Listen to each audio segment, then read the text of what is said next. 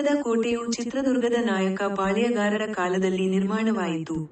ಮುಖ್ಯವಾಗಿ 1676ರಲ್ಲಿ ಚಿಕ್ಕಣ್ಣನಾಯಕರು ಬಾಗೂರು ಕೋಟೆಯನ್ನು ವಶಪಡಿಸಿಕೊಳ್ಳಲು ಮತ್ತು ಸೈನ್ಯದ ನೆಲೆಗಾಗಿ ಹನುಮನಕೊಂಬೆ ಬೆಟ್ಟದ ಮೇಲೆ ಈ ಕೋಟೆಯನ್ನು ನಿರ್ಮಿಸಲಾಯಿತು. ಹೊಸದಾದ ದುರ್ಗ ಎಂಬ ಹೆಸರಿನಿಂದ ಇದು ಹೊಸದುರ್ಗವೆಂದು ಕರೆಯಲ್ಪಟ್ಟಿತು. ಇದು ಮೂಲ ಚಿತ್ರದುರ್ಗದ ಕೋಟೆಯ ಸ್ಮರಣಾರ್ಥವಾಗಿತ್ತು.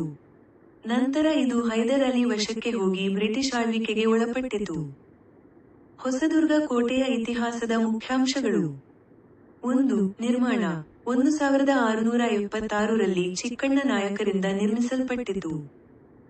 2. ಕಾರಣ ಬಾಗೂರು ಕೋಟೆಯನ್ನು ವಶಪಡಿಸಿಕೊಳ್ಳಲು ಮತ್ತು ಸೇನಾ ನೆಲೆಗಾಗಿ. 3. ಹೆಸರಿನ ಮೂಲ ಚಿತ್ರದುರ್ಗದ ಕೋಟೆಯ ನೆನಪಿಗೆ ಹೊಸದಾದ ದುರ್ಗ ಹೊಸ ಕೋಟೆ ಎಂದು ಹೆಸರು. 4. ವಿವರಗಳು ಕೋಟೆ, ಮದ್ದಿನ ಉಗ್ರಾಣ, ದೇವಾಲಯ, ಅರಮನೆ ಮತ್ತು ಸೈನಿಕರ ವಸತಿಗಳನ್ನು ಒಳಗೊಂಡಿತ್ತು. ಮತ್ತು 5. ಮುಂದಿನ ಘಟನೆಗಳು ಹೈದರ್ ಅಲಿ ಇದನ್ನು ವಶಪಡಿಸಿಕೊಂಡರು ಮತ್ತು ಬ್ರಿಟಿಷರ ಆಳ್ವಿಕೆಯ ಅಡಿಯಲ್ಲಿ ಮೈಸೂರು ಸಾಮ್ರಾಜ್ಯಕ್ಕೆ ಸೇರಿಸಲಾಯಿತು. ಸಂಕ್ಷಿಪ್ತವಾಗಿ ಹೇಳುವುದಾದರೆ, ಹೊಸದುರ್ಗದ ಕೋಟೆಯು ಚಿತ್ರದುರ್ಗದ ಪಾಳೆಯಗಾರರ ಮಿಲಿಟರಿ ಮತ್ತು ಆಡಳಿತ ಕೇಂದ್ರವಾಗಿತ್ತು. ಇದು 17ನೇ ಶತಮಾನದ ಕೊನೆಯಲ್ಲಿ ನಿರ್ಮಾಣವಾಯಿತು.